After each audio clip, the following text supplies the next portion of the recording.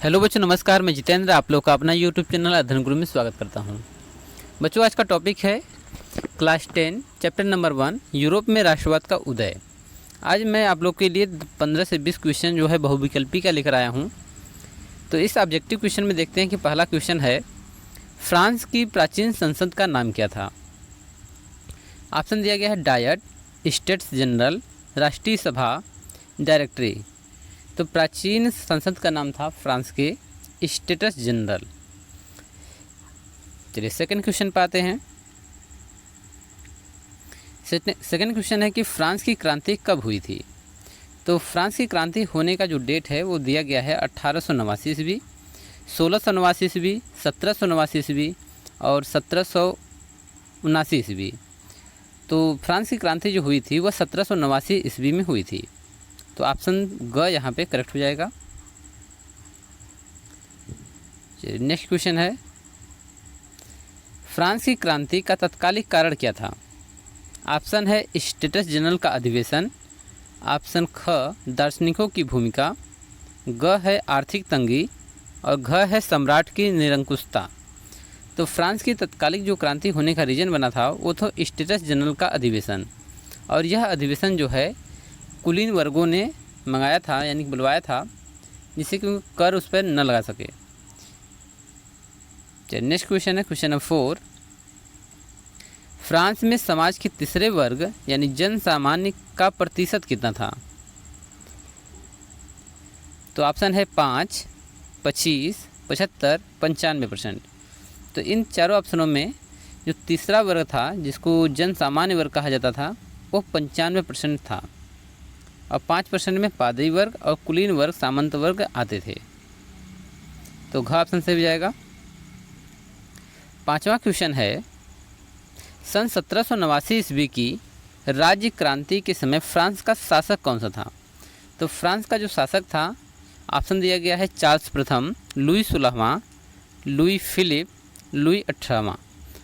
तो सन 1789 के समय में फ्रांस का जो शासक था वो था लुई 16वां। ख ऑप्शन सही हो जाएगा।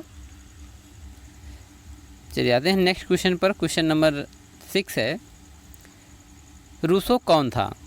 ऑप्शन है क्या वह राजा था, जनरल था या दार्शनिक था या सैनिक था। तो रूसो एक दार्शनिक था, ऑप्शन नंबर ग। चलिए नेक्स्ट क्वेश्चन पर आते हैं। क्वेश्चन नंबर 7, फ्रांस के क्रांतिकारियों ने मानव के मौलिक अधिकारों के घोषणा पत्र को कब जारी किया था। तो ऑप्शन दिया गया है 15 अगस्त 1789, ख 27 अगस्त 1789 ईस्वी में और ग है 30 अगस्त सन 1789 ईस्वी में और घ है 24 अक्टूबर सन 1789 ईस्वी में। तो इसका सही डेट हो जाएगा आपका 27 अगस्त सन 1789 ईस्वी। ख ऑप्शन सही है। नेक्स्ट क्वेश्चन है क्वेश्चन नंबर 8, फ्रांस में आतंक के शासन का संस्थापक कौन नहीं था। तो फ्रांस में 1789 ईस्वी में जब क्रांति हुई थी तो उसके बाद जो है आतंक का शासन लगाया गया था। तो उसमें मुख्य रूप से 3 किरदार थे। ऑप्शन दिया गया है कि दांते, मारा, डॉक्टर मारा और रॉबेस्पियर और मिराबो। तो इन चारों में से कौन संस्थापक नहीं रहा है, तो वह है घ मिराबो। इन तीनों ने जो है आतंक के शासन की स्थापना किए थे और लगभग 1 साल तक यह शासन कार्यरत रहा, परंतु मिराबो का इसमें कोई योगदान नहीं था। क्वेश्चन नंबर 9 है, मित्र राष्ट्रों ने नेपोलियन को वाटरलू नामक स्थान पर किस वर्ष परास्त किया था। ऑप्शन है 1789 में, ख है 1792 ईस्वी में, ग है 1815 ईस्वी में और घ है 1830 ईस्वी में। तो मित्र राष्ट्रों ने नेपोलियन बोनापार्ट को सन 1815 ईस्वी में वाटरलू के मैदान में हराया था और इसके बाद उसको जो है निर्वासन के तौर पर सेंट हेलेना द्वीप पर इसको भेज दिया गया था। क्वेश्चन नंबर 10 है, रूसो की पुस्तक का नाम क्या है। तो ऑप्शन है द स्पिरिट ऑफ ब्याज, ख है सोशल कॉन्ट्रैक्ट, ग है दास कैपिटल और द है द प्रिंस। तो रूसो की जो पुस्तक का नाम है वो है सोशल कॉन्ट्रैक्ट। तो ख ऑप्शन से भी जाएगा। क्वेश्चन नंबर 11 है, किस तिथि को बास्तिल जेल का पतन हुआ था, यानी बास्तिल का पतन हुआ था? तो ऑप्शन है 4 जुलाई सन 1789, ख है 14 जुलाई सन 1789 और ग है 14 सितंबर सन 1789 और घ है 24 अगस्त सन 1789। तो यहाँ पर सभी में सन तो कॉमन है, परंतु आपको याद रखना है 14 जुलाई सन 1789 यह वही डेट है, फ्रांस इस दिन अपना राष्ट्रीय दिवस के रूप में मनाता है। तो 14 जुलाई सन 1789 को कुछ उपद्रवी या कहा जाए क्रांतिकारियों ने बास्तिल जेल का पतन कर दिया, वहाँ के जो जेलर थे उसको मार दिए और कैदियों को मुक्त कर दिया था। क्वेश्चन नंबर 12 है, निम्न में से कौन सी क्रांति टेनिस कोर्ट की सभा से संबंधित थी? तो टेनिस कोर्ट की सभा से कौन सी क्रांति जो है संबंधित रही है? ऑप्शन है रूस की क्रांति, इंग्लैंड की क्रांति, फ्रांस की क्रांति और अमेरिका क्रांति। तो इन चारों ऑप्शनों में फ्रांस की क्रांति को टेनिस कोर्ट की सभा के रूप में भी जाना जाता है, क्योंकि जब जनरल स्टेट्स की बैठक बुलाई गई तो वहाँ पर जो है निरंकुश शासन होने के कारण ये बैठक नहीं हो सकी। तो तृतीय जो सभा थी, जो निम्न कोर्ट था या फिर कहे थर्ड स्टेट, वह जाकर के टेनिस कोर्ट की सभा जो है करता है। तो यह फ्रांस की क्रांति से संबंधित है। क्वेश्चन नंबर 13 है, स्पिरिट ऑफ लॉज नामक पुस्तक का लेखक कौन है? ऑप्शन है रूसो, ख ऑप्शन है लॉक, ग है मास्टेस्क्यू और घ है मैकियावेली। तो द स्पिरिट ऑफ लॉज पुस्तक के जो लेखक हैं वो है रूसो। चलिए आते हैं क्वेश्चन नंबर 14 पर। क्वेश्चन नंबर 14 है, नेपोलियन बोनापार्ट की अंतिम पराजय कहाँ हुई थी? यह क्वेश्चन एक तरह से रिपीट हो रहा है। ऑप्शन है वाटरलू में, ऑप्शन ख है रूस में, ऑप्शन ग है ऑस्ट्रिया में और ऑप्शन घ है प्रसा में। तो नेपोलियन बोनापार्ट की जो अंतिम पराजय हुई है वह हुई है वाटरलू के मैदान में। उसमें जो है मित्र राष्ट्रों ने मिल करके नेपोलियन बोनापार्ट को हरा दिया था। इसके बाद उसको सेंट हेलेना द्वीप पर भेज दिया था और वहाँ पर सन 1821 ईस्वी में उसकी मृत्यु हो गई। तो वाटरलू का जो युद्ध हुआ था सन 1815 ईस्वी में हुआ था।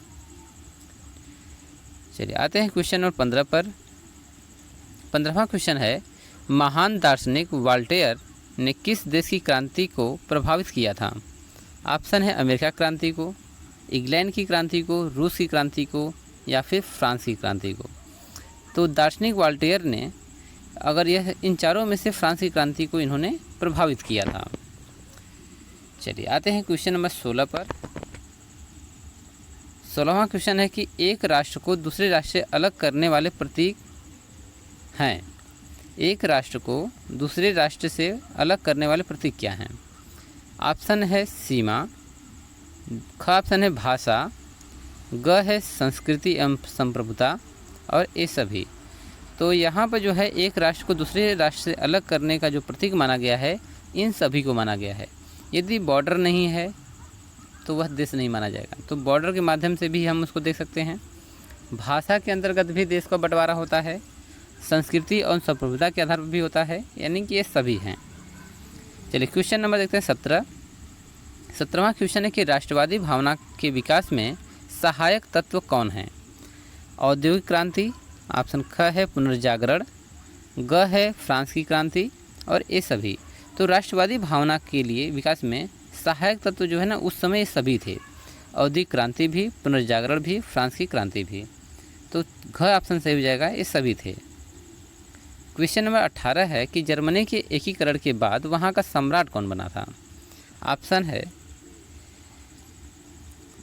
यहाँ पर ऑप्शन थोड़ा से मिस्टेक हो गया है। चलिए यहाँ पर जो है विलियम प्रथम, यहाँ पर हम बना लेते हैं आपको विलियम प्रथम। तो जर्मनी के एकीकरण के बाद विलियम प्रथम को ही सम्राट बनाया गया था। आपको इस ऑप्शनों में नहीं भटकना है, ऑप्शन क सही हो जाएगा। विलियम प्रथम को सम्राट घोषित किया गया था जर्मनी के एकीकरण के बाद, जो प्रशा के शासक थे। ठीक है, ये प्रशा के शासक थे, सबसे बड़ा प्रांत प्रशा ही था। चलिए क्वेश्चन नंबर 19 है, गैरिबाल्डी संबंधित था, किससे संबंधित था? ऑप्शन है इटली के एकीकरण से, ख है जर्मनी के एकीकरण से, ग है अमेरिका के स्वतंत्रता संग्राम से, या घ है रूस की राज्य क्रांति से। तो जैसा कि गैरिबाल्डी शब्द जो ये है, यह जो है इटली की क्रांति से संबंधित है। ऑप्शन क इसका जो है सही हो जाएगा।